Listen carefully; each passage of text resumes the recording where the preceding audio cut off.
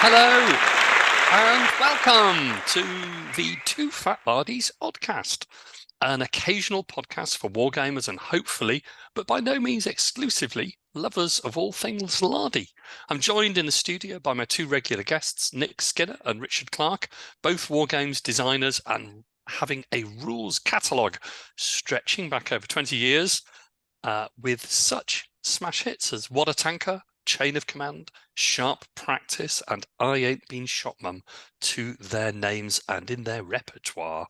Gentlemen, welcome to Lard Island Studios. Oh, thank you, Sydney. Very formal. Yes, very formal. Well, have we got a new audience or something? Well, I did think I'd do a New more listener. formal introduction this time. I had an email 2 weeks ago from a gentleman in Sweden who said he'd just started listening to the show over the Christmas and New Year period. He'd heard of me, of course, but he didn't have a clue who you were.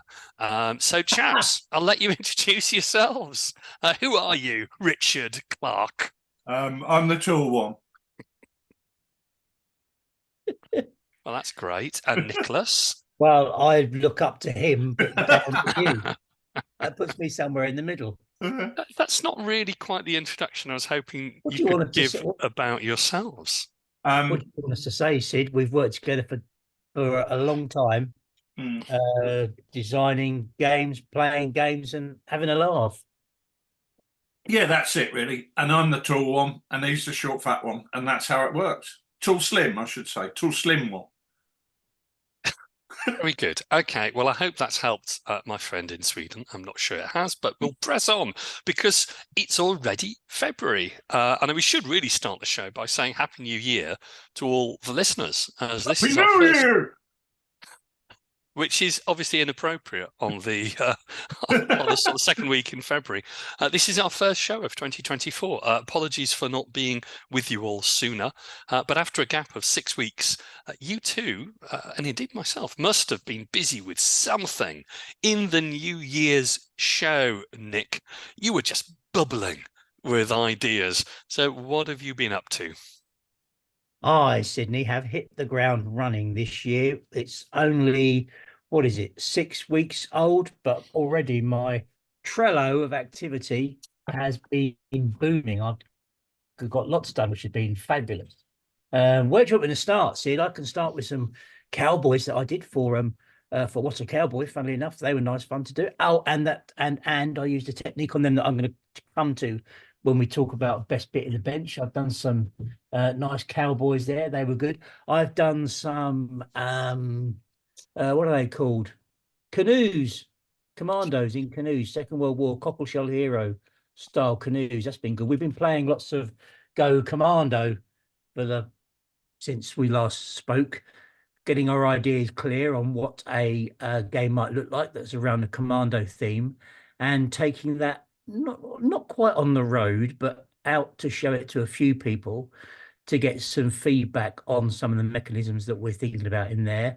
All very hush hush, as you might expect at the moment, but it's been really good fun to do that, and to try out some new ideas. That's been good. We've been doing commandos. I've been doing aeroplanes. I think I've been watching Masters of the Air like lots of people have, and that's stimulated me into some thoughts about my B-17s for Bag the Hun, which is able to cope with the combat box. Bag the Hun being one of God knows how many rule sets that Rich and I put together. Whoa. Let's just rewind a little bit. For anyone who doesn't know, what is Masters of the Air? More importantly, what's the combat box? Well, Masters of the Air, Sid, is a TV show that's come from the same stable as Band of Brothers and the Pacific. Now, Band of Brothers is over 20 years old now, and it's still, I think, amazingly good TV. And lots of people are very excited about the idea that Masters of the Air was being put together around the theme of the B-17s and filmed not far from us here. In fact, Band of Brothers was filmed not far from you, Rich, over at Hatfield, on the old airfield there. And a lot of Masters of the Air was filmed just down the road from me at Bovingdon, where they had the airfield there too, Rich. Yeah, I went to a funeral last week, funnily enough, of a mate who was one of the senior chippies on the Band of Brothers set. And when it was being built, he showed me round. It was really interesting to see the detail they went to. So, for example, one building in France, they went and they did a latex cast of the bullet-pocked brickwork, and then they brought that back and replicated it in sunny Hatfield, on the old de Havilland site, the old airfield that was there. And it was really interesting to see the level of detail that went into just the building work on that particular project. So we raised a glass to him last week, which was quite quite right too. Well, he did a great job. It was a fantastic series. I remember lived just round the corner from that as well at that time, and going out in my back garden thinking, "What the bloody hell's that? It sounds like a machine gun going off." And of course, that's exactly what it was. Just as a Mustang flew over the house. So that was so all that connection was there for that as well. Which I think every time I watch Band of Brothers, I think, "Oh, that's Hatfield." But so with Masters of the Air, which is set around, I think it's the 100th bomb group, isn't it? One of the USAF 8th Air Force units that came over here and took part in some amazing missions. The history and the attrition rates are just awful. Might talk about that later. But as TV, it's quite inspiring. And I thought, you know what, I'll just get some B-17s out. And B-17 said the combat box. Do I need to explain what the combat box is? It's a formation of bombers that was adopted during the Second World War by the Americans in their flying fortresses, where the aircraft will fly in a staggered formation, allowing the gunners to have maximum, I guess, defensive firepower, so that any attacker who was dumb enough to take on the combat box would soon regret it. So you've been collecting B-17s, in other words. Had some printed by the Genie. Yeah, I had some nice. extra ones, and I thought they're a bit clunky and heavy. But I thought I'll just, get him to do me some new ones. So I've been doing those, painting those up. They're in midstream at the moment. I am working on them as we speak, actually. Nice and easy to do it at that scale. Although the markings, of course, are a bit of a problem. So that's been good. Yes, so I've been doing all kinds of stuff around those things. And you've been doing El Falard, I saw on X the other week, formerly Twitter, which is, I suppose, another aerial type of adventure.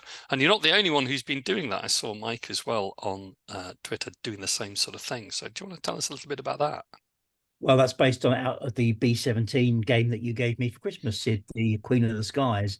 And in Mike's doing it as it stands, I think pure from the book, from the rule set, using B-17s.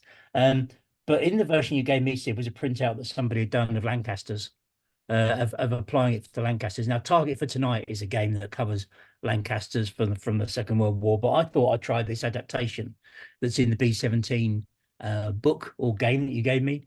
And I did one mission with El Falard on I can't remember where they went for their first mission, but I tied it into Stuttgart. They went to Stuttgart, I think that's right. But I tied it into a pilot's log that I got from the Bomber Command database. So we're repeating the missions of El Falard of a genuine bomber crew during August onwards of 1943. Although, of course, what happens on each mission depends on what happens during the game that I roll up. So that's been nice, quite fun to do, sharing stories of that on Twitter. And I think they've done 3 missions now. Rich? It's brilliant. I love it. I love the way you do it on Twitter. I love the way you use the old comic illustrations with some adaptation. I think it is so great, and it shows the best thing about the narrative war game. It just creates a fabulous story.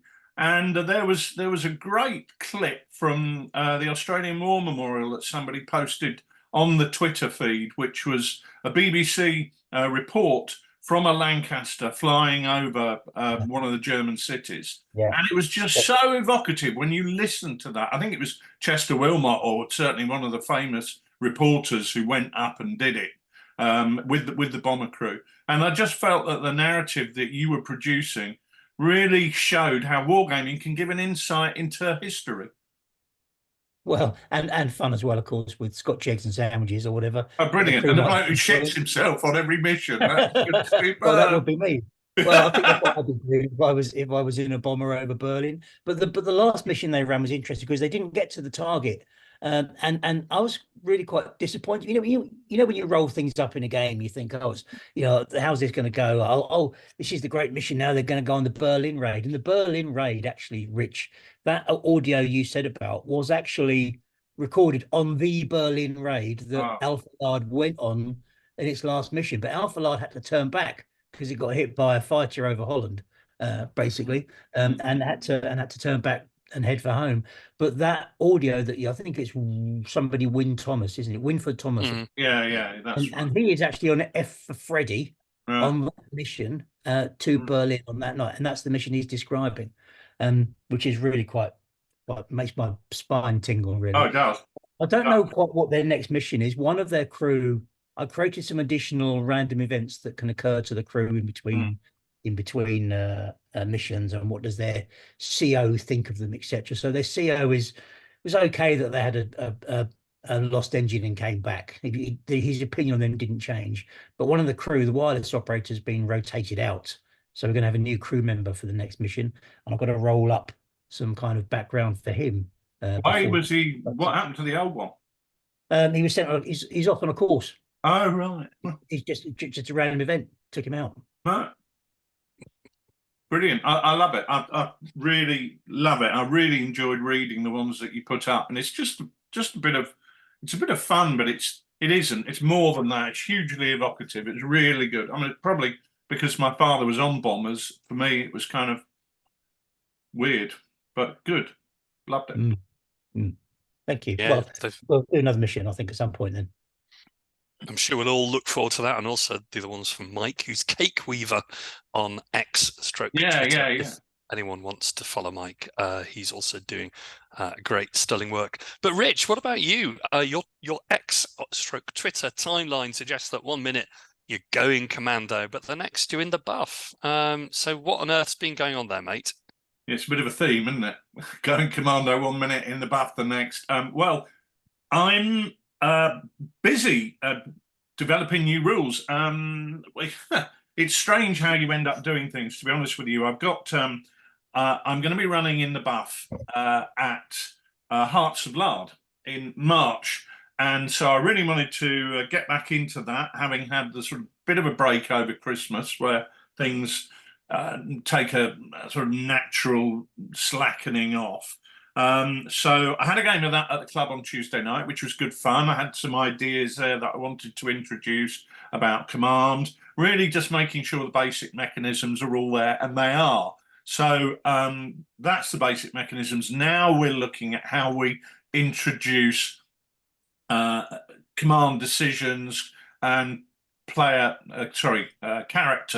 characteristics for the characters who are in there, and really starting to layer on Chrome to make the game more fun and enjoyable. So that was good on Tuesday.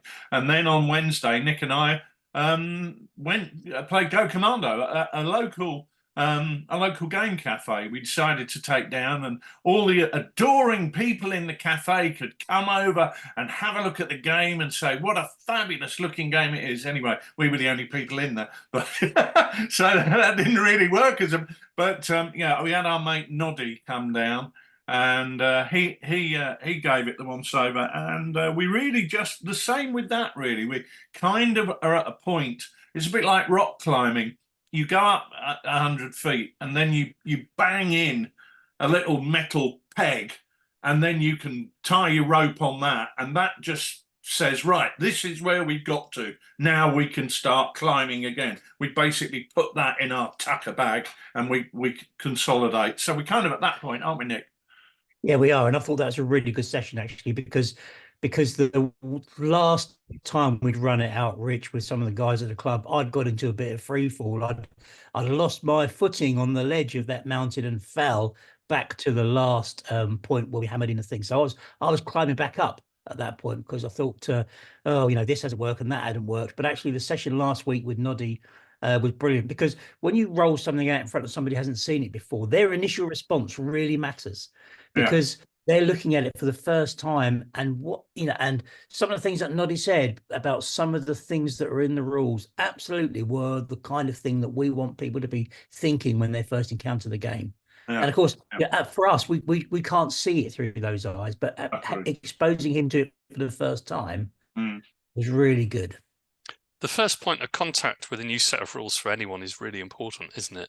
I think that everyone who's trying to design or write a set of rules has had that if you're trying to create a theme to the rules, that theme is going to be front and center of anyone's first experience. But rules being rules written on a piece of paper, the temptation is always to focus on the mechanisms, getting that right, the right activation sequence, or the right way in which figures move or they fight or control or whatever the theme is, tends to get subsumed a little bit in the mechanisms. But the first point of contact and the first encounter with the theme of the rules is really, really important. So something to really watch out for. It's partly whether people are enjoying it, but also partly whether they've taken on board the theme that you're trying to create, and they're doing the thing, whatever the theme is, that you're wanting to try and generate. That's a really interesting observation, that, Rich. I think that's right. And I think this goes back to a point I've made in the past, which is that rules should be as invisible as possible. And the only bit that people should really see is the bit you want them to focus on. Yeah. So in chain of command, I want people to focus on their hand of command dice and make what decisions they can to get the best out of it. I don't want them to really be thinking about how many dice am I rolling? What do I need to hit? How far do I move? I want that to become that stuff to be invisible and as intuitive as possible, which is why we use very, very simple mechanisms for that. That allows them to focus on the key issue in the game. And yeah, it's getting somebody new is a real litmus test, isn't it? It tells you the pH level you're at with some degree of accuracy, and that's a good thing to do.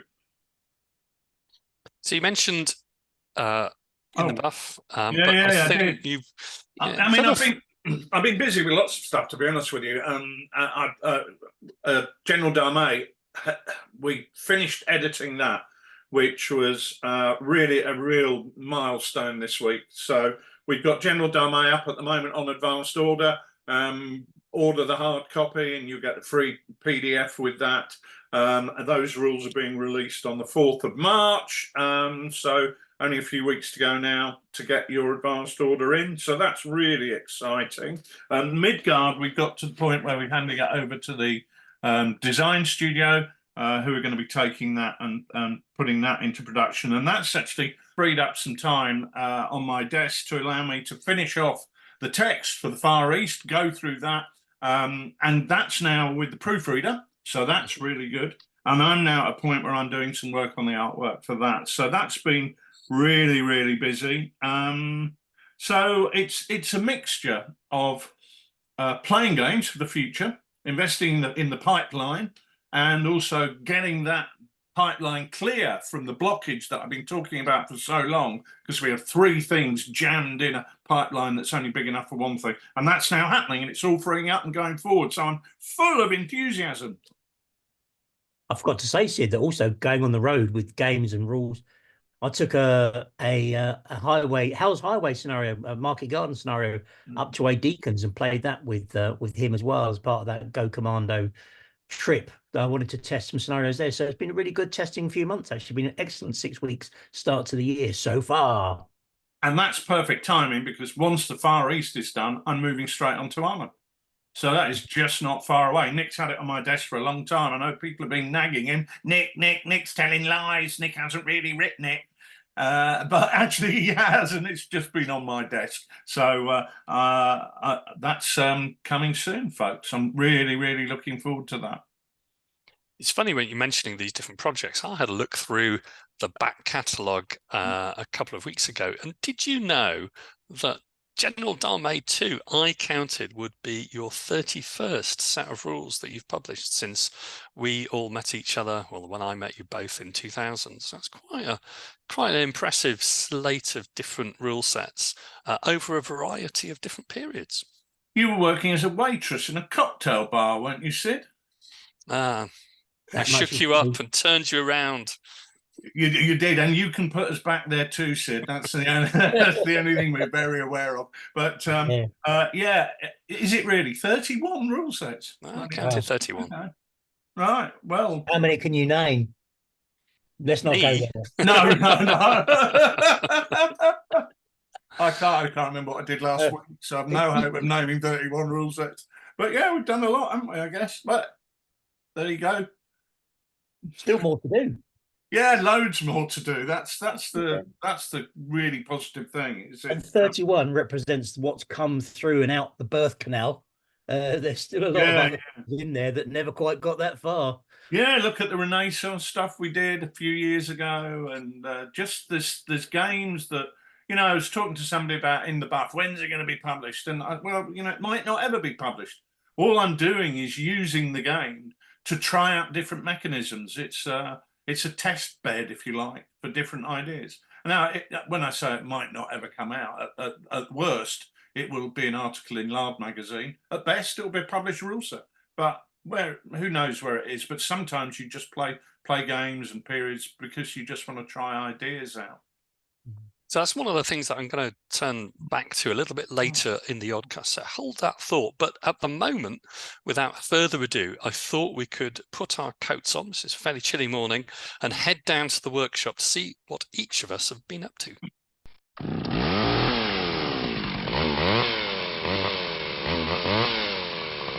So here we are in the workshop. It's looking a little bit calmer than usual, but that's partly because there's an aerial theme.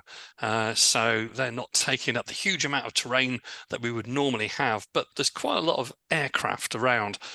Nick, these are smaller than Richard's, but perhaps you describe what you've been doing with these. These look like flying fortresses. These are small, Sid. Look, they are approximately, I don't know how a flying fortress that is about 2.5 inches wingspan. Well, in fact, if you took a real flying fortress and recreated it at 1/600th scale, it would be this big. Because they are 1/600 scale. So as I mentioned earlier on, I just had a bit of a detour to paint 16 flying fortresses, different versions, 17s and 17Gs. I think the Gs are the ones that they put the chin turrets on because the Germans used to come at them head on, of course, and realized that was the weak spot in the combat box, and they would attack head on and shoot through the plexiglass and kill everybody in the front of the aircraft and cause horrendous casualties throughout and blow the whole thing out the sky, etc. So the American response to that in good old American style was stick more guns on. So they put a chin turret on at the front that could fire forward with 50 calibers. And that would certainly take on any German bold enough to go head to head. So they've been good fun to do, actually, really easy. I just did it on a whim, really, because I wanted to. I was inspired by watching Masters of the Air and some books that I've been reading as well, and some conversations I've had with some people that just, sometimes you get these little detours, don't you? So they've been they're really fun to do. Oh, they look really good. I mean, just how many are you going to be using in a game then? How many are going to be in your box? Are you going to have 15, 20, or just 10? I can't remember how many took part in the Schweinfurt raid now, but multiple hundreds. But I will be playing. I think probably with these, I put about 16 on the table to get a good box that has it big enough to have exposed flanks and a tail that the enemy can pick on. Because of course the game options are quite interesting because the Germans are using all sorts of tactics. They're using a head-on attack. They're also standing off and firing rockets into the formation from distance, which are quite an interesting aspect in any game as well. So I was looking at a blog post that somebody put through the other day. I tweeted it a couple of days ago, an after-action report that somebody had run playing a combat box with B-17s and escorting Mustangs and P-38s deep into the Reich. And it was just quite evocative, quite fun. That sounds really good. We'd be really interested in hearing more about that going forward. But there's planes on your table as well, Rich. But they are different.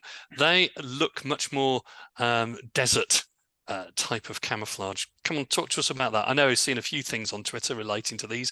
Looked interesting. Your powers of observation, Sydney, are amazing. They are indeed BF-109s, painted for the desert. I wanted a target for my LRDG to drive onto an airfield and shoot up. So I went on eBay and I looked for 1/48 scale aircraft, and in particular the 109, which is a lovely looking plane. And if you buy a model on there from, one of the major companies in 1/48, they're like 50 quid each, and they come with 8,400 parts. And I really didn't want that. So I found these models, like kiddies' toy models, 12-part kit, 7 parts of which is the landing gear, which is always a bit I hate. Why not mold them together in one bit? But there we go. And they were like £4.50 each. And I thought, they look bloody awful. But I thought, they'll be fine. I'll put a few tarpaulins over them and whatever. And I thought, they're not right. They're not right because they haven't got the square wing tips that the classic 109 Battle of Britain look has. But I'm not really up on aircraft, clearly, because when I got it, people said to me, oh, that's a later model. And it is correct. It was anatomically correct as an aircraft. So I stuck them together, and they were literally kiddies' toys, and they all had like slogans on them, like you'd get in some kind of crazy Red Bull flying challenge type thing. But I undercoated them in grey. I scraped off the decals that were on there, undercoated them in grey, and painted them up with an airbrush. I bought a decent airbrush. Mm-hmm. I've been looking at that, and I'm going to talk about this in the best bit on the bench, if you don't mind. But I bought an airbrush, and I painted them up in desert colours. I read a book once when I was at school. I think it was one of like Purnell's History of the Second World War. Do you remember those magazines? Yeah, yeah. And I'm going back to the 70s, and this magazine used to arrive, and you'd go and look at it. And they had an aircraft there, a 109 in desert yellow with mottled green bits of camouflage. And then I thought, that is so super sexy. So I did them exactly like that. I thought, bollocks, it's only taken me 50 odd years, but I've done it. So I did 3 of them, and the planes were dirt cheap, but the airbrush cost me about 100 quid. Well, not just the airbrush, the decals. The decals cost me £8 a plane, twice as much as the actual plane. But and they're quite robust as well, Rich, aren't they? Relatively, because they're slightly thicker plastic than yeah, they are. They are. The only thing that worries me is the propellers, which are always the weak point. But I have taken them out after the game. I transported them to the club very carefully, and I've taken them out and put them on a shelf very carefully.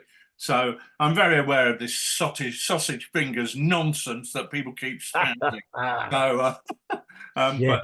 but they are nice models. And funnily enough, I've just ordered a Hurry Bomber for the Far East in the same plasticky kit, and that was about even less. It was about 4 quid. So I'm waiting for that to arrive. Well, I brought I am in the middle of making a 1/48 scale Westland Lysander, Sid, which is the classic aircraft that they would fly into occupied France and pick up the SOE agent or the drugged German general to drag him back to England, whatever. And because I thought that'd be good fun in some of our Go Commando games, and a really nice again example of like which says you can buy a Western Lysander about 60 quid, or you can pick one that's from a less reputable manufacturer that's got fewer parts and doesn't have so many photo etchings, but actually looks just as good on the table. And actually one that I've got has come together really nicely because the landing gear assembly on the Lysander is more sturdy anyway, but actually the way they've cast it or molded it makes it strong too. The only downside is the pilot looks like he's come out of a sausage machine. You can see this thing, and he's got his leg sticking out, and it's just a blob with his leg sticking out. And so I've had to buy a pilot. I've gone online and I've bought a better looking pilot, one you can actually see that's wearing a flying helmet and he's got his jacket on, etc. And I think I have probably spent more on the pilot than I did on the airplane. I remember the Airfix kit of the Lysander used to have a step ladder and a resistance agent in a beret or a hat and a briefcase, and I'd stuck him on, and that looked quite odd when the plane for an 8-year-old Sydney was floating around the ceiling, and it almost looked like he was doing an acrobatic trick. Flying down to Rio. Hold on tight, Claude. Well, funnily enough, I nearly won a Fieseler Storch on eBay, and it was this kit and it had etched metal detailing. And it got to the point with those, I had an email, there's 1 hour to go and you are currently winning this. And I got to the point where I thought, oh, Christ, I hope I don't win the bloody thing. I'll have to stick it all together. Unfortunately, somebody picked me to the post and I didn't win it. I would love to have a Feasless torch on the runway at my desert airfield for the general to rush towards to save him from these brave chaps of S Patrol. But the idea of sticking something together with 8,000 pieces doesn't really have much magic for me. It always looks like the most... Yeah, I could do, couldn't I? But it's so weedy and spindly. You just know it's going to break. It always looks the most weedy and spindly of all of the aircraft, doesn't it, really? Looks like it's just going to crumple in your hands, apart from that helicopter in Where Eagles Dare. But anyway, we digress. Have you been doing much with in the workshop with Midgard, Rich? Yeah, I've nearly finished my armies. I've finished my Goblin army, and it is absolutely gobsmackingly beautiful. I owned a model of a stone troll produced by Citadel in about 1982, and I absolutely loved it. And it disappeared with all my fantasy collection many years ago. And I really, when I was building my army for Midgard, I thought I really want a stone troll because these goblins live in the mountains, and a stone troll is appropriate, and it's a big creature. And I went on eBay and I found the very model that I had. So that was the final piece in the patchwork quilt that is my goblin army, because I've got all sorts of bits and pieces in there. So I was over the moon to get this antique almost model. So that was great. And I've nearly finished my trader army, because this is a caravan of traders moving through contested lands, and that's got quite a variety in there, some elves and some landsknechts and all sorts of bits and pieces. So I've nearly finished that. So yeah, pretty much got my 2 armies together. So I want to get them on the tabletop, which is great. So that's been keeping me busy. I've been like Nick. I've had an amazing start to the new year. I should say also, Rich, I was at Winter Wonderland, which I should have mentioned earlier on, which was a fantastic event down in Bristol at the end of January. And there was a Midgard game. I mean, to be fair, there were, gosh, what were there? A dozen games there probably, but they all look fantastic. I mean, truth is, you can, again, I've tweeted lots of the photos. You have to scroll back a bit, but there's some great looking games there, including David Hunter, Sid, who was playing one of your ridiculous swordsman fighting up the duff games or whatever. What's it called? What's the one called? Flashing Blades. Flashing Blades. Yeah, that's right. Yeah, no, it's with Flashing Blades. And they were playing that, but Midgard looked good as well. And people seem to be having lots of fun playing that. Apparently, there was I get great reports back whenever it gets wheeled out at different Lardy events. Really, I've had the opportunity to go out and play some games with James Morris with some of his figures. They are absolutely gobsmackingly beautiful. James has got a fabulous collection of figures, and what a pleasure it is. It makes you realise how important the visual part of our hobby is, doesn't it? That's why I like tabletop figure gaming rather than pushing cardboard counters around, which has no real appeal to me at all. Yeah, I agree with that. Well, that in that game there was a goblin charge, which I thought was a kind of strange admission fee. Yeah, it did make me chuckle. But no, really, really good, really great event. Well done to David and Andy and the team down there, who also welcomed Dozy Dog. I took the dog with me, and he really enjoyed licking Phil Turner's chicken fingers. He has chicken fingers. Well, he doesn't now because my dog bit him off. There wasn't much chicken left in his sandwiches by the time he finished talking to my dog anyway.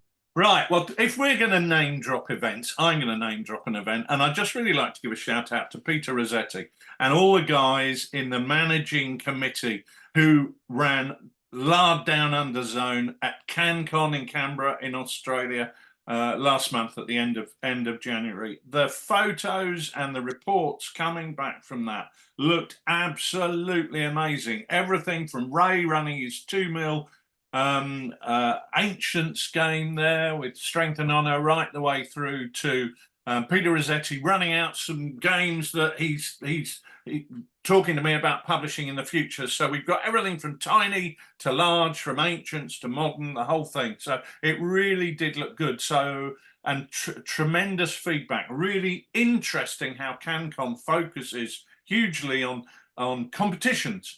Really is a competition gaming show because of the way the economy of the show works down there in Australia. And it's great to see the guys in Lard Down Under putting on something that is people playing for the joy of playing a game and enjoying the history.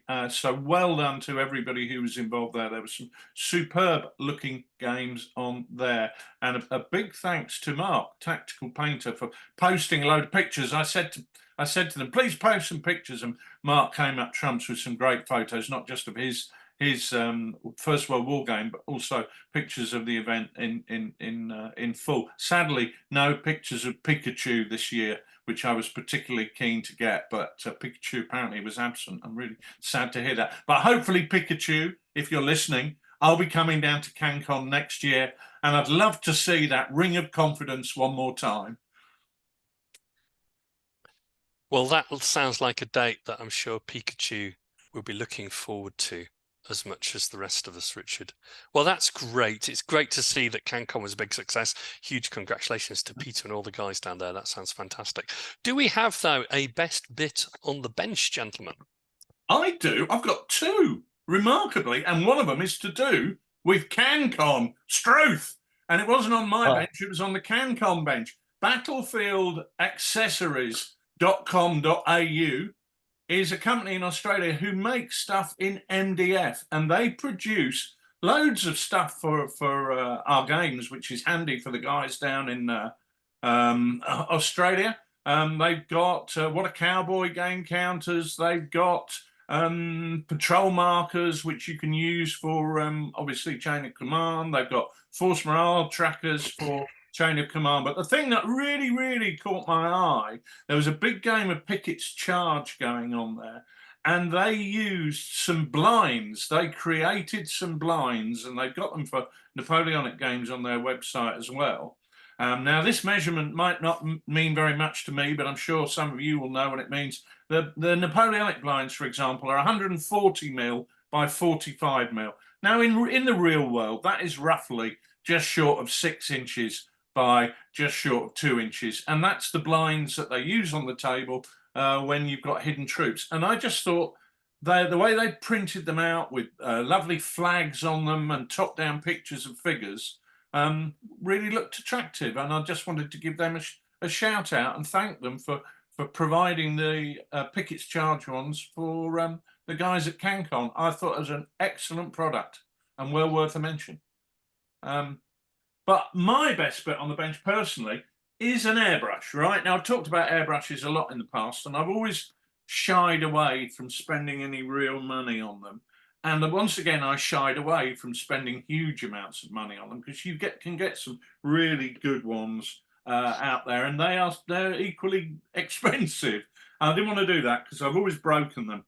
But I bought this one called TimberTech. I did a lot of research. I watched a lot of videos on YouTube about people using airbrushes for the first time, and I read a lot of reviews on Amazon.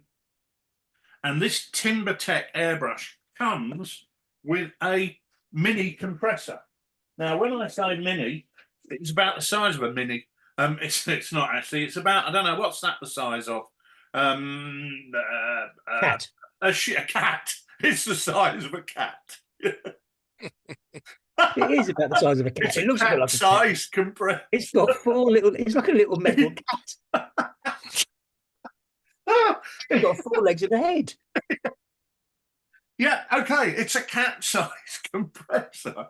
Right, that took me back slightly. And I've used it. I used it for the aircraft, and I took it all apart and cleaned it. And normally what happens when I take an airbrush apart and clean it, it stops working because I put it back in the wrong order. But this time I put it back and it didn't stop working, and it's still working. And it cost me about 80 quid. for the compressor and the airbrush. And for anybody thinking about a first airbrush, the TimberTech one, after a huge amount of research, came through with lots and lots of people saying, yeah, I bought it and I like it. And then even a guy from Birmingham who said, I've had it for a year and I still love it. And he did another program about what was good about it. And I thought, well, you know, if I'm going to jump, and I had to jump in order to get that pattern on my aircraft that I wanted, that's the one for me. And I bought it, and I'm really impressed with it. So what I think is good is it's not a fortune. I think that really helps. You can really spend a lot of money on airbrushes and Yeah. compressors, and there is a lot of kit and there's a lot of techniques which go with it. So I think for anyone who's starting out, having one which is inexpensive with an integral or attached compressor for that price is a pretty good starting point. I know a lot of people have used things like nail brush on, nail airbrushes, but I think that those tend to be kind of like a one use only and then get rid of them. So that sounds like a really good development, Rich. Well done.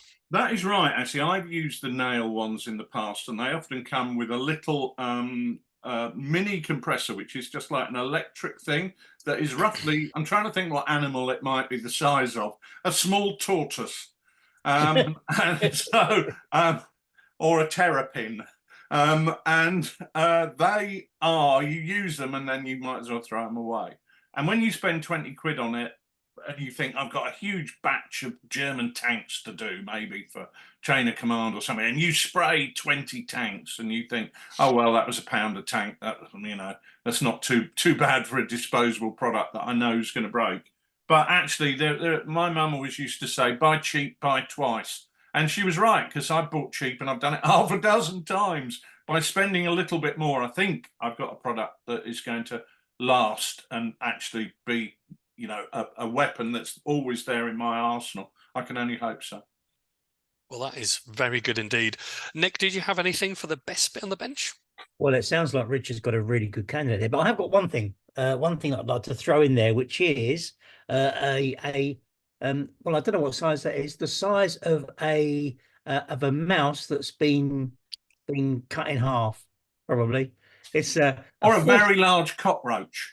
Yes, very large cockroach. It's a 40 milliliter jar, screw top jar. It's from Geek Villain, and it is their European battlefield basing powder. I just saw a picture of this go past on social media, and I thought that looks quite interesting, because the idea is that inside this little pot, let's say it's only 40 mils, is a kind of mixture of flock and sand and kind of scatter stuff that's great for putting on bases. It's a combination of what does it say? A combination of pigments, sands, gravel, foam, static grass, sawdust, and aggregates, whatever that means. So it's a whole load of shit in there, basically. But it looks great if you base your figures with it. I tried it out on the Cowboys that I did just after Christmas, and I was really pleased with it, because what you get with 3D figures is often they don't come with a base, do they? Yeah. So you put the feet of the figure directly on the base. So there's no base bump that you sometimes get when you're basing figures that have got a kind of a counter on their metal counter on their base, or a plastic base. So it's quite flat. So I wanted something that was quite flat as a basing material that went with it. And all you literally do is put some PVA on the base, dip it in this, and you're done. You don't need to add, I suppose you could add grass tufts if you wanted to, but because it's got a little bit of flock embedded in it anyway, it's kind of got that nice feel that it's got a sort of half sandy bit of grass in there. It's nice. I'm really pleased with it. And it's just put it on a whim. And actually, I think it will last a long time. It's only 40 milliliters there, which is it's a size of thing that my wife keeps her sort of makeup lip balms in or whatever. But as long as she doesn't smear this on her choppers, she'll be all right. All right. Well, funnily enough, I think Cake Weaver Mike up in Leicester, I think he uses that stuff, because I know he games with Mac from Geek Villain. Hi, Mac, if you're listening. And what I like about Geek Villain is their products are intelligent. They're well put together. They think about, how is this product going to work? You can buy a lot of products that just people chuck a bit of bit of basing material in a pot and go, there you go. But actually, the way they combined that together, I was really impressed with the photo you sent me of it, Nick. I thought it was really nice. So yeah, I like that. It's a good looking product. So there you go, Sid. We've got a couple of candidates for best bit on the bench this month. What about you, Sydney? What have you got on your bench that's great, mate? Well, I've been doing quite a lot of painting, but I haven't really got any best bits, but I have got some 3D printing, which has been produced. One of the guys doing 3D printing is called Wufu Workshop, and they printed me some more Japanese terrain in 3D, but using what they said was a very strong resin. So I sort of described to them how I was using it for demonstration games and participation games rather than demonstration. And people with big fingers, I said, you want to make sure that this stuff sticks together. So they sent me about 20 quid's worth of stuff, and they actually put a lot of extra bits and pieces in there. So it is hopefully very well produced, looks very strong resin. Will it survive your fingers, Richard? We will have to wait and see. Does any 3D printing and figures survive contact with big-fingered Rich? Who knows? More sausage finger based slander, right? Right. Well, I mean, that's interesting, actually. I like the idea of extra strong resin, because the thing that has struck me about 3D printed stuff is that it can be absolutely brilliant. Vehicles in it, absolutely great. Buildings in it, absolutely great. Figures in it, I just break the bayonets off. They just fall off. I mean, often they fall off before they've even arrived here in the post. Because and you just think, once a bayonet's broken off, you ain't going to get it back on for love nor money, are you? So, and I find it a bit depressing when I get figures that you put a lot of effort into painting them up, and then whoops, there goes the bayonet, there goes the rifle. So, extra strong resin sounds like a move in the right direction. Grabbers? Yeah, so one of the things that I think is difficult with a lot of skirmish games is when figures are based individually, that's more of a problem. Whereas if you've got 8 to a base, I think it's probably less of a problem. People are just more inclined to pick up the big base rather than the sort of figures. But I think for skirmish games, it is a big problem. So we'll see how well this survives. It is one of those things that I think is a perennial problem, which is one of the reasons I prefer metal figures for participation games, I've got to say. And the chunkier, the better to some extent. Some of the sculpts that you might think, well, they look a bit fleshed out or a bit puffy or just slightly, chunky. They are the ones which really survive the participation games up and down the country. So you've got a traveling element to that. And then you've got different people you just don't know handling your figures, so you really need something which is kind of robust. But Nick, I can see you're holding up a beautiful kayak or World War II canoe with a set of commandos and paddles in. Talk to us about that. Well, Sid, do you remember Action Man used to fight on land, at sea, and in the air? That's me, mate. At the moment, I'm wargaming on land, at sea, and in the air. This is my Commando Cockleshell Hero kayaks. I've got 6 of these. Now, the kayaks themselves are 3D prints from the Genie, sabotaged, and they're brilliant. They're really easy. They're kind of, just a kind of kayak-shaped bit of resin, really. But Paul also printed the paddles for me. Now, the paddles are made, therefore, of resin, so they are, I'm touching them. I put them together. The kayakers, the commandos are in the canoes. They've got their paddles held across their bodies. So, of course, the paddles stick out 1.5 inches on either side. And you know what? They look really fantastic, don't they?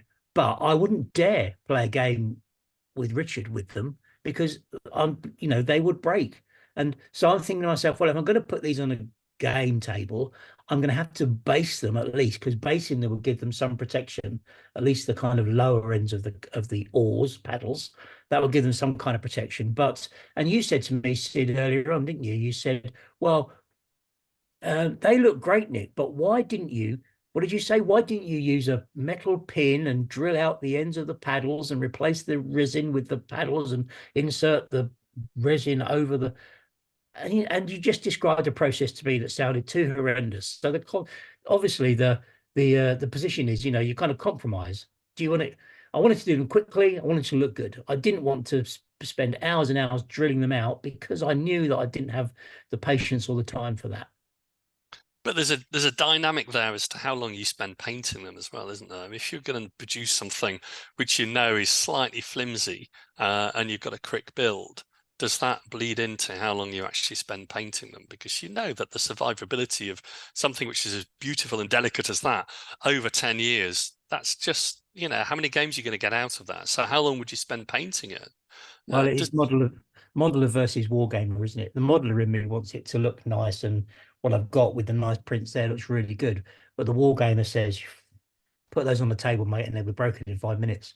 we're not going to solve that, are we? But I think probably the airbrush wins on the fact that it's versatile and cheap and looks a good product. But that's time really to head back to the studio where Well, what is the best bit on the bench then? I just said Oh, airbrush. what is it? Airbrush. Oh, the airbrush. Because it was practical and another flexible. victory for Clark. I think it's Nick's ear trumpet. Enough of You this should nonsense. try bloody using it. Enough of this nonsense. We need to head back to the studio where we have a monumental big issue waiting for us. Sydney Roundwood. He's got red trousers. Sydney Roundwood's sofa of sincerity.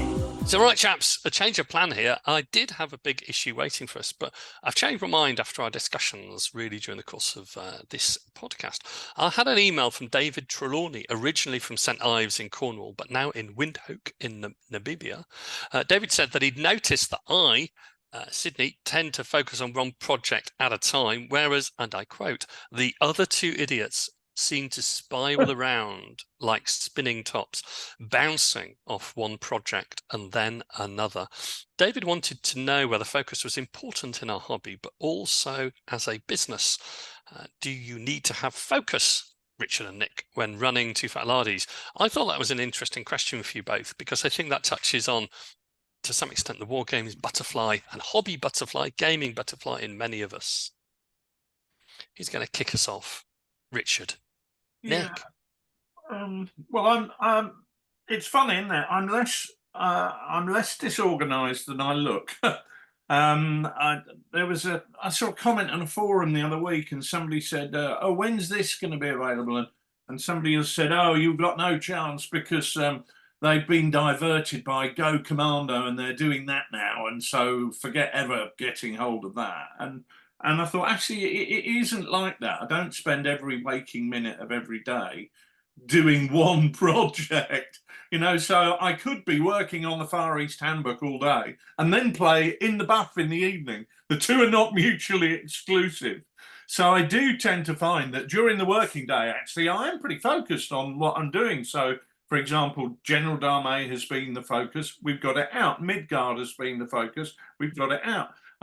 Far East Handbook has been the focus, and that's, at the point now where it's being proofread. And the way I've done that is not by trying to do all three at once, but by saying I can't do all three at once. I've got to focus on getting them done one at a time. Now, General Dame and Midgard did actually run in tandem because of a number of factors that happened, but I was able to compartmentalize my week, so I'm working on General Dame in some areas and then Midgard in others. But the Far East, I just said I'm going to have to put that to one side. Once I've finished those, I can move on to it. So there is order amongst the visual chaos that you see.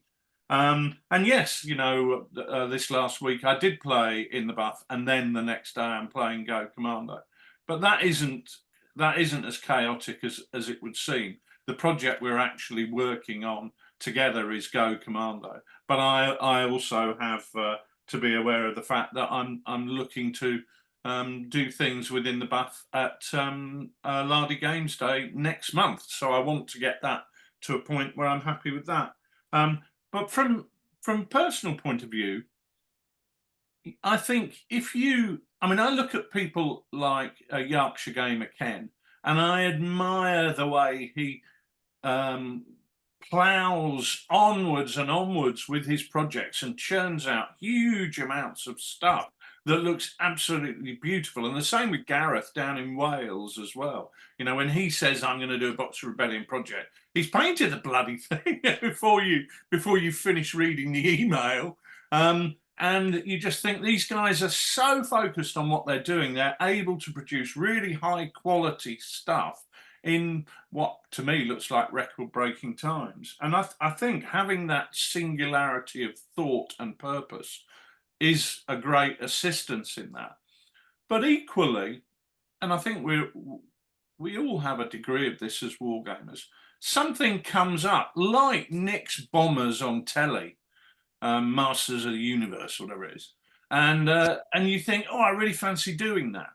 And so you go out and you say, hey, Paul at Sabotage, can you print me a load of planes? And he goes, yes, I'm extremely efficient. You'll have them in 48 hours. And you do. And when that happens, you think, oh, bollocks, I want to paint them. That's what takes my fancy. And a little bit of what you fancy does you good. So I think slavishly holding yourself to just one project can sometimes be counterproductive. You have to allow your creative juices to flow and go and get on with that. But in my working life, the creative juices are flowing in the evening when I've finished my sat at the desk work. And I think it is important for me to have singularity of focus and purpose in the working day. It's just I have an unusual working week, so that sometimes if I'm away playing games, it looks like I'm not focused, but actually I am. If that makes sense. It makes absolute sense. I was talking to a guy the other day who's trained to be a pilot, and we were talking actually about you know, how you respond to external stimuluses or whatever when you're a pilot, etc., etc. And he says one of the things they do in pilot training apparently is they'll have a problem, you know, a problem going off, so a light will flash somewhere inside the airplane, you know, that's telling you that your fuel tank is about to explode or something.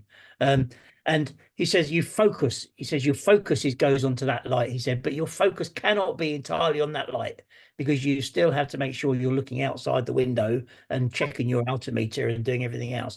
You can have a focus, but you've got to keep an eye on everything else. And I think wargaming is a little bit like that. We are not immune to the same stimuli, external stimuli everybody else faces. You know, and as Richard says, we're now in this universe where I can see something and I can get on the email or website to somebody who produces something, and I can have it on my desk inside 48 hours. So it's really easy now to scratch those itches and get the product on your desk and enjoy that at that time as a slight distraction.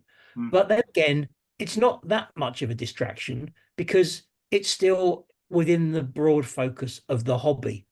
So whether I'm painting airplanes or painting canoes or painting Western Lysanders or whatever it might be, I'm still focused on the hobby. And in fact, my my body could be doing one thing and my mind could be doing something different. So it's not unusual, for instance, you know, this week painting B-17 bombers and thinking about Go Commando. Yeah. So I'll kind of actually, and where's my focus then? I'm painting the bombers, but I'm thinking about this game that we're designing. And my focus is therefore in two places at once. I think that's all right. I think that's okay. Don't have a problem with that. Yeah, I totally agree. Last summer, I said to my wife, I'm going out for a walk. She said, well, shouldn't you, you know, haven't you, you said you were busy with work. I said, I am. I said, and going out for a walk is part of that process. It's thinking time. It's headspace. I can go out and walk 10 miles. I've got 3 hours to really, really think about the issue, the potential solutions, the potential implications of those solutions. What are the unintended consequences? And having that time to actually think, even though you're ostensibly doing something quite different, is a really positive thing. Yeah, I mean, the mind, you know, your mind processes something like 11,000 bits of information a second, but we can only actually focus on 40 of those or something. I don't know, some kind of ridiculous stat that kind of gets wheeled out on sort of management training courses, probably by me as much as by anybody else. But you know, with all this stuff, it's okay for us it's okay for us to be focused. It's also okay for us to kind of flow with the wind and be very moth-like. You know, our late great friend Mike Hobbs described himself very much as the moth, and he would flutter towards whatever was shiny at that time, enjoy that, and then flutter off onto something else. And if I go into my garage and open my garage up, I see in my own collection, you know, places that I've fluttered to over the years. There's a core of activity. I mean, obviously, the wargaming is the focus, but then within that, I've got kind of groups of focus, and I'm trying to be focused. I've said to myself, I'm not going to do any more big periods that require big investment of figures and time, because I don't have the space to do that. So I'm trying to stay focused in my core activities, but I am allowing myself the distraction of some things around the edges that just keep it fun and keep me interested. Part of the reason it's a hobby is so you can make that choice. Part of sometimes the challenge of work is that you don't have that choice, because there's somebody who's wanting a service which is delivered, or they're wanting something produced, and that absolutely has to be done. And you don't have that latitude to be able to enjoy making that choice. And the whole point of hobbies is that it's a choice. You've got a choice as to whether you go for a swim or a jog, or you cook, or you do a hobby, and the different amount that you do in each. So I think that the heart of the hobby is choice, and it should be enjoyable. And I think that if you try and treat the hobby like work, it can be really a pain. I mean, I think we've all created things for games days that, you have to actually deliver something in Arnhem or Evesham or wherever it is, and the last few days of that run-in isn't always pleasant. A hobby shouldn't be like that. That's a lesson I learned at Arnhem last year. I really loved going to Arnhem. I had a great time with the people there, but the build project that I set myself, I hated every waking minute of it. And it literally was every waking minute of my day. It got to because I'd left it so late. It got to the point that from the moment I got up in the morning to the moment I went to bed at night, I was working on these bloody buildings, and I absolutely hated it. And I thought, that's not what I'm here to be doing. I think another point about projects is that over time, your views of how you approach a project change. So obviously, a market garden, you're probably in a different place now, Nick, than you were when you started that project, but also your project skills have evolved. The way that you design, the look of it, the way in which the project flows together, that can change over time, and having that elasticity of time is useful, Rich. That's absolutely right. Funnily enough, that you really hit the nail on the head there. I had the Far East Handbook pretty much finished in autumn of last year, so maybe August, something like that, end of the summer. But there was something about it I just was not happy with. It was just not where I wanted it to be. And rather than force it, I thought, right, I'm going to focus on General Domain, I'm going to focus on Midgard, and put that to one side. And once I'd got those others to the point that I'd handed them on to the printer or the design studio, I came back to the Far East, and immediately I knew what the problem was, because I was looking at it with fresh eyes. I'd forgotten what the issues were. I approached it afresh, and looking at it afresh meant that I was able to get it finished in almost no time at all, and the issues became immediately apparent. You get to a point, especially with a set of rules you're designing, where you look at the bloody thing so much you can no longer really see it.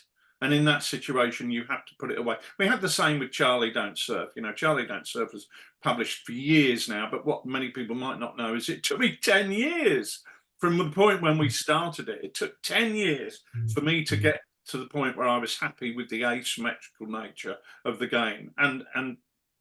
But when it was ready, it was ready. And when the right time came, I knew what to do. And I'm pleased with where those rules are. And what they deliver, and they wouldn't have delivered that if I'd published them early, just because I felt I've got to provide people with a product that they're asking me for. No, I'd rather get the product right and make people wait. And you've got to have that focus, though, if you're breaking new ground. Yeah, because that resilience is required to get you through that graft that brings you out on the other side into the sunny uplands beyond, isn't it? Like with the Arnhem build, Rich, when we first started it, there were no Dutch buildings available. no. So we had no choice other than to create them. Well, thankfully, and I feel really good about this, I now look online and people are able to buy those as products. So we broke into new ground there. It took resilience and focus and hard work to do that, but actually we had good fun doing it. We created a great experience for ourselves, and then one of the outcomes of that is that people can now go online and buy all that stuff. I feel really good about that. Although actually, I feel quite jealous actually, because I know what hard work it was for us, and I think, gosh, just think how easy it would have been if we just been able to buy it off the shelf. Yeah, I mean, we went out there. I mean, we literally got to the point where we went out to the Netherlands and we were taking a load of photographs to send back to war bases, and they produced some great rural buildings based on the photos Yeah. that we took. And as you say, they're available off the peg. I mean, you, in a way, Nick, you are the modern version of Jacob van Kampen, the famous Renaissance Dutch architect. You have put Dutch architecture back on the map, mate. Right. Okay. Is that who he is? I mean, one other point relating to multiple projects is how do you deal with expectation? I don't mean your own expectation. You know, as you're evolving whatever ideas that you have in a project, and as time is passing by, how do you deal, or how do you manage, or do you even bother to manage expectation? Because you're not only a hobbyist. Bad enough managing expectation of people who know you've been painting something as a hobbyist, but as a business, how do you manage expectation about things that you've started but you're nowhere ready to take to a conclusion? It's awfully difficult. It is awfully difficult, based on the fact that people's expectations are largely based on their desires rather than anything I have said. So as soon as we play a game of In the Buff, which, as I've said, may never ever become a rule set, it's just a vehicle for trying out mechanisms and enjoying some beautiful figures that I desired and therefore bought and painted. And then as soon as you post that first pictures of the first game, people go, when is this going to be available? Take my money, I want to buy it. And you go, actually, it might never exist. It's just something that I'm doing for fun, but also as a journey. Where will the journey end up? I don't know. I'm on a game design journey, and it might be that it crashes in a ditch after 100 yards. We've all known drivers like that, but it may well be that it goes the full distance. It's difficult. I mean, I had an email from somebody 2 weeks ago who accused me of delaying the publication of a rule set of General Dame. Actually accused me of delaying the publication of that rules, as though the time I was spending on doing the layout was a complete waste of time. And it's funny because we've been on a journey. When we first published War Games rules 20 odd years ago, the way War Games rules looked, but people didn't really proofread them. They just took them to the club, they showed them to their mates, they had a few games of them, and then they thought, right, I'll run these, I'll get into work early, run off 100 copies on the photocopier before the boss gets in, and staple them together and sell them for £2 at a War Games show. And I think that because that was the way putting rules together was done, I think a lot of people still think that, once you get handed the draft of a rule set, that's it. All you have to do is go to the printer and go, oh, do us a few hundred of these, Fred, and then pick them up in your van next week. It doesn't work like that at all. There's a lengthy and involved process that you have to go through, and I'm not going to rehearse all the details of that because you've heard them all before.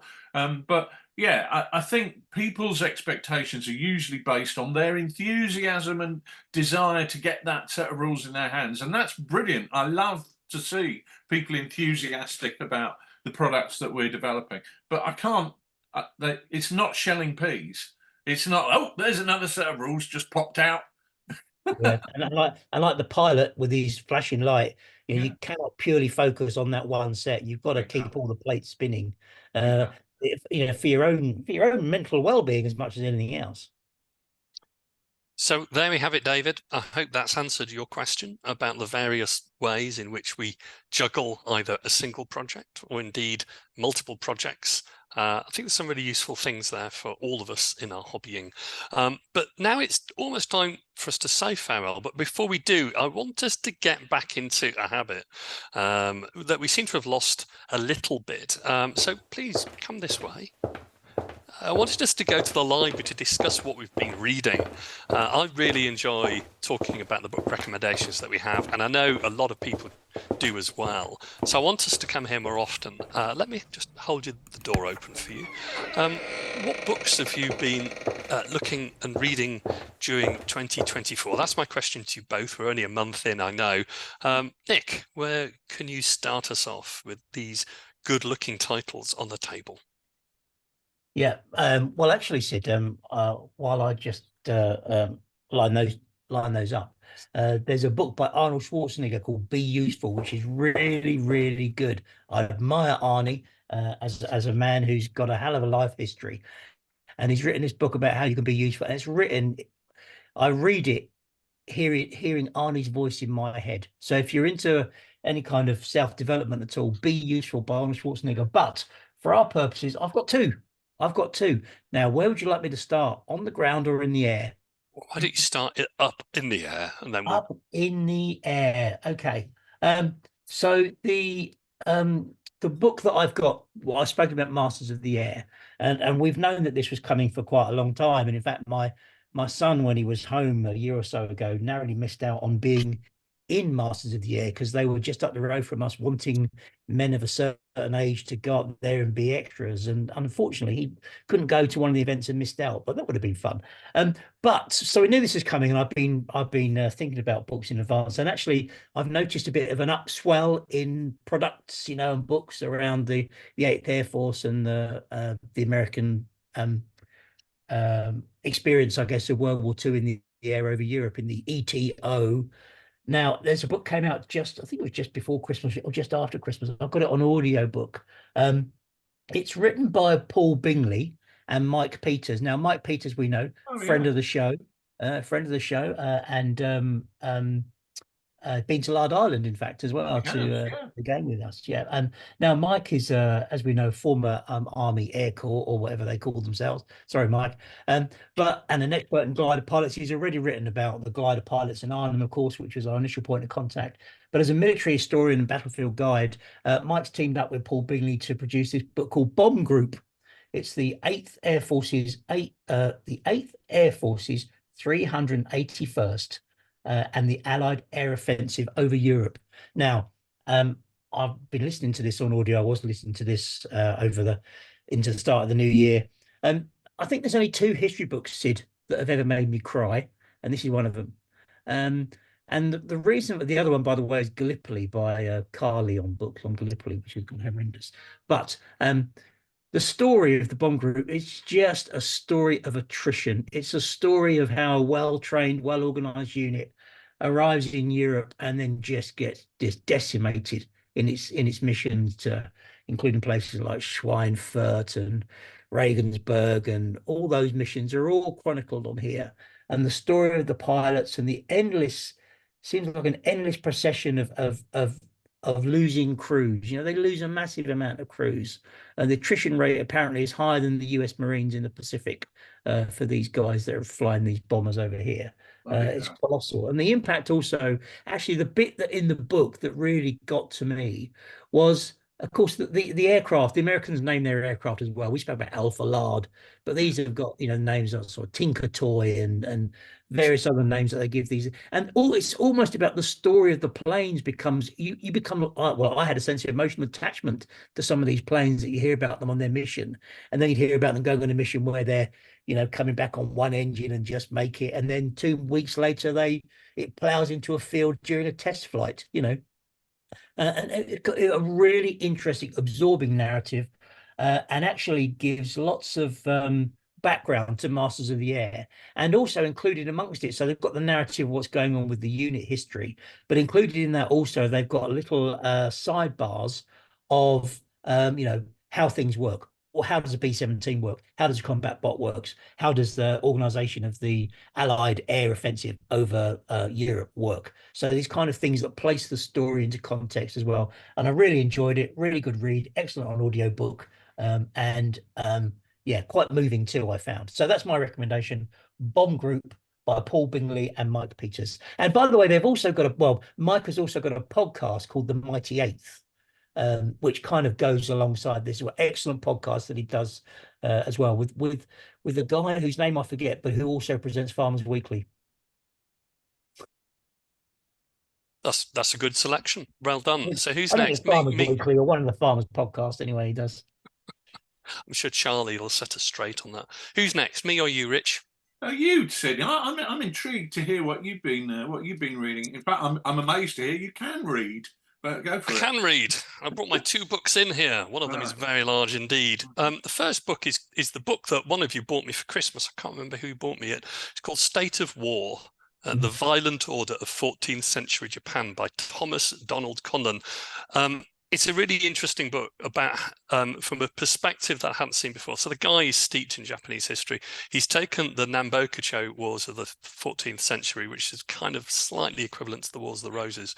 And he writes about a period which isn't really well known. But what's really interesting is that he has some really interesting views on how war shapes society. So he goes through a number of different levels. He talks about an individual samurai who and records the accounts of the samurai's life. There's a lot of written sources for the 14th century, surprisingly, because they were supposed to claim compensation from the government.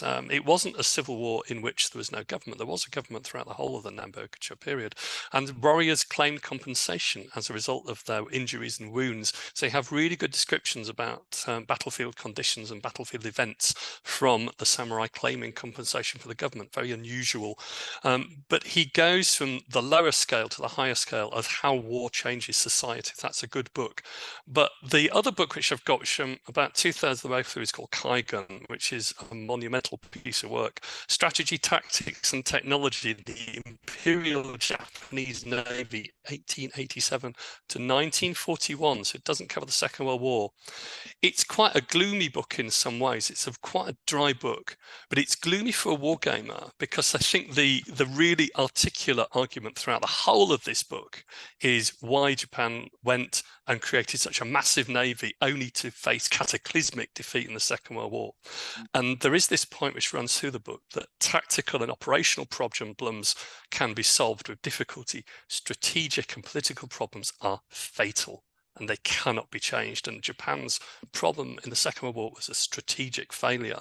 So it's interesting because it goes through a lot of the technology right down to shells and aircraft, and there is humans involved in the whole process. But the whole articulation of the argument is that the war is really cursed from the inception of the war, and the mistakes are deeply laid. Now, for wargamers, I've often thought that we really focus on the narrative or the human story, don't always see or look in our games about the narrative of the strategic decisions which shape war. And that's why I think it's quite gloomy, because nothing of the heroism or the drama of the individuals involved from the Japanese side in that war, from the naval perspective, really made a difference. America was always going to win that war. It didn't really matter if those fleets were destroyed at Midway. The Americans' industrial might meant that there was another fleet coming in 1943. And the lessons which Japan took from the Russo-Japanese War, from the First World War, from looking at other great power, kinetic strife in the early 20th century, created this apocalypse which was visited upon them. They were always going to lose. They'd built the wrong ships. They'd fought the wrong war.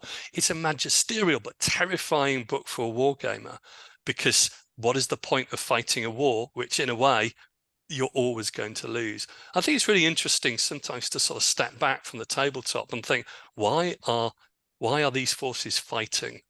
To some extent, it doesn't really matter. You can have a great war game in another way. But Richard, you've got lots of thoughts on this. I know we've talked about it many times. It's really interesting, isn't it? When you look at we all know a little bit about how Japan conducted its war in the Far East and Pacific theatres. But what many people might not know about is the background to it and why they were fighting it. And a lot of that, very pertinent to today, is talking about economic sanctions. Japan was in a situation where, because of economic sanctions placed on them by the United States and Britain and the Dutch East Indies in the end, that their industry only had sufficient resources to keep going for another year. After that, Japan is almost forced back to the Stone Age. So the political imperative for them that the choice they had to make was either to withdraw from China and try and get rid of the sanctions, or to try and beat sanctions by going on this chaotic war of conquest to snap up natural resources all around the Pacific area. But how they then win that is almost not thought about. Their policy is simply to snap up such a huge area of land that the enemy will give up at some point because they get fed up with fighting to win it all back. It's a really bizarre political situation, and it's you have to put what happens militarily into that context in order to understand why things happen and how they happen. There's a huge amount of that in the book, and what you said I completely agree with. Taking land which is oil rich, but without building tankers to transport the oil back to fleet supply bases. There's a lot in the book which I thought about thinking about the modern geopolitical situation, but there's also a lot which has a resonance with Germany in the 1930s as well, of strategically disastrous mistakes which condemn a whole nation to a destructive period. So really interesting books there from me. I hope if anyone picks those up, they're really worth reading. Richard, onto your books quickly. Do you mind, Steve? Can I go next? Is that okay? Because mine I think links directly into what you're just saying about this, the growth of a thought. Because my second book is the book called A Village in the Third Reich by Julia Boyd and Angelica Patel. Now, this book was 2022, but it was only when our good friend Noddy suggested it over Christmas that it might be a good one to read that I picked it up. I completely missed it until then. It's a fascinating tale based around what happened in a German small village called Oberstdorf down in Bavaria, not very far from Munich, really. And it's telling the story of what happened there from the end of the First World War through to the end of the Second World War. No, I'm still reading it. I've got it on audiobook as it happens. But the kind of sliced, step by step, slow movement from the ashes of the First World War into the full fanatical Nazism of Hitler and his cronies is really astonishing and compelling reading. The story of how that culture changes over time and how people are sucked into this Nazi picture is just horrendous. And the tales of woe and personal tragedy contained within the pages of it are quite compelling. I think I said yesterday on Twitter, it's worth reading this book because, you never forget what utter shits these people were, these Nazis, and how they turned ordinary, normal, respectable people into the kind of people that can perform those acts as they did. Quite an interesting journey of culture and cultural strategy, I guess. It's like watching a car crash in slow motion, isn't it? You know what's going to happen. You know it's going to be horrific, and you're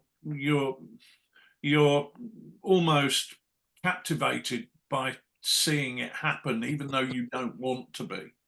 Yeah, I read it at the tail end of last year, I think, and it was a really interesting read. And again, it doesn't relate specifically to wargaming, but it does give you a cultural insight into why things happened and how they happened, because it's so pervasive, isn't it? It just quite interesting. That at the moment, book bit that I was listening to just last night, as I say, I'm still in it at the moment.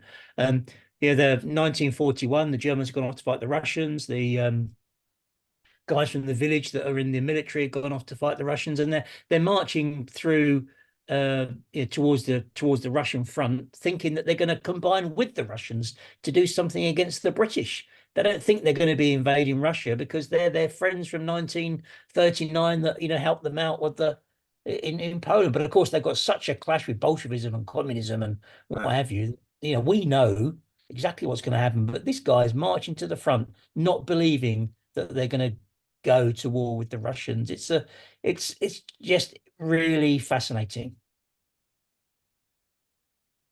Yeah, I mean, I haven't read the book. I certainly intend to do. Thank you for the recommendation. We talked about it offline as well. Those things, I think, infuse and inform, the action on the tabletop to some extent, and some people want to see parallels with the strategic and the operational picture, and other people just prefer to have the war game as a war game in its own right. No right or wrong way of doing it, I should say. Richard, on to you. Well, I've been reading books about wargaming, rather than all this arty-farty nonsense. I'll tell you what I read, and I thought it was quite interesting. SAS Rogue Heroes by Ben McIntyre. We all know the TV series. I watched the TV series. It was good fun, all guns blazing, some great music in there. But some of the bits in it really annoyed me, irritated me, frustrated me, whatever. But I thought, well, I'm going to read the book and see what I think, because obviously Go Commando, I was very keen on getting information about, the way things happen, operated. And the book I found it much better, really interesting and good read. And so I've been reading quite a bit on that subject. I've got books on LRDG, I've got books on the SAS. So I'm just having a look at my Amazon history, which reveals some of the books that I've been reading. So we've got SAS Forged in Hell by Damian Lewis. That's the second part of his two-part books on the SAS, and I quite like this one because it's not talking about the desert, it's talking about what happens in Italy, and then goes on to talk about what happens in France with the SAS who were dropped in there, which is really quite interesting to get the nitty-gritty details on how these groups operated, and just how audacious they were in many ways. And who dares wins. I mean, it says it all, really. If you look at if you've got the balls to do it, it's amazing what you can get away with. Several books on LRDG as well, some fairly rare stuff, particularly on S-Troop, which I've modelled, which I'm really keen to model some of their exploits. And like Nick is doing with L for Lard, I'm very keen to put together a system where I follow the exploits of an LRDG patrol. Be that, it's not all about guns blazing and shooting up things at all for the LRDG. Their job is to find the way to places, take people like the SAS there to observe and look at troop movements. And I'm keen to and that their weapons are there mainly for self-defense. And I'm keen to kind of do a similar thing with running that through. That sounds really good. Did you have any further books, or are we done in the library? No, I did have one book that I was looking at. I mean, I've recommended, if people want to get ready for the Far East campaign, and you say, I want to read one book, we'll read this one, Robert Lyman, A War of Empires. It's absolutely the best book I've read in years. Robert Lyman, former British Army, he's a Kiwi actually originally. This book is absolutely on the nail, and really it's a big book, but it goes in, and you can also get it on Audible. I enjoyed it so much on Audible, I bought the hardback and reread that and really enjoyed it. It's a book that goes into strategic, operation, and even tactical details. So a really fabulous book on the Far East. But while I was looking through that, I was thinking, what other book can I recommend for the Far East that tells something slightly different? And this is a book that I didn't think I was going to like. It's called March or Die. And I hate titles like that. And it's the story of Wingate's Chindits by a guy called Philip D. Chinnery, who he's not, I don't think he's ex-military at all. And I thought this is going to be a bit gung-ho and a bit boy's own. And it is a good story, and of course it is a bit boy's own because the Chindits were a bit boy's own. They're doing something audacious, operating behind enemy lines. But what I really enjoyed about this book was that it focuses on the two phases of Chindit warfare. So 1943, where they're going in with long cloth to operate in relatively small groups behind Japanese lines. And then it goes into 1944, where what you're seeing is really quite significant invasions of northern Burma, and where the Chindits place themselves on the Japanese supply lines and say to the Japanese, come on then, We're here, we're cutting your supply lines, you're fighting the Chinese to the north, but you ain't going to be fighting them very long with us sat here. And you get fights such as at White City, where they really are, the Japanese are really slinging everything, including the kitchen sink at them. But what this book tells you and what the Chindits do is the Chindit operations, there's questions about how successful they were militarily, but what they do is they change the mentality of the British High Command, and they make the British High Command realise how the aircraft and supplying troops by air frees them up from the static lines of communication, road-based lines of communication that they were previously reliant upon.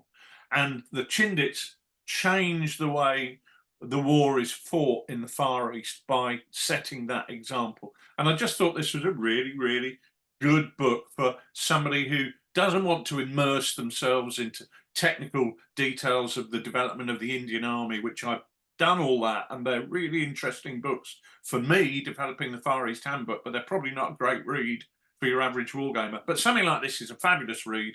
There's enough boys' zone stuff in there, but there's also enough really good history. So I just wanted to highlight those two books for people interested in the Far East. Obviously, I'll talk about the Pacific when we come on to the Pacific Handbook. Well, that is excellent. I think that's a great way to end off the show. Thank you both for your library recommendations. Obviously on X and Twitter, if anyone has good books to recommend, please do let us and everyone know.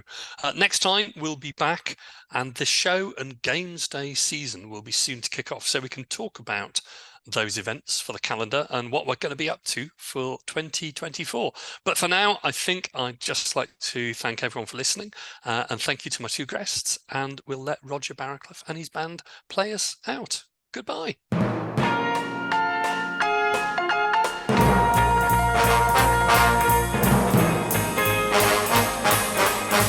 In tonight's show, Sydney Roundwood is joined by Nicholas Skinner and Richard Clark.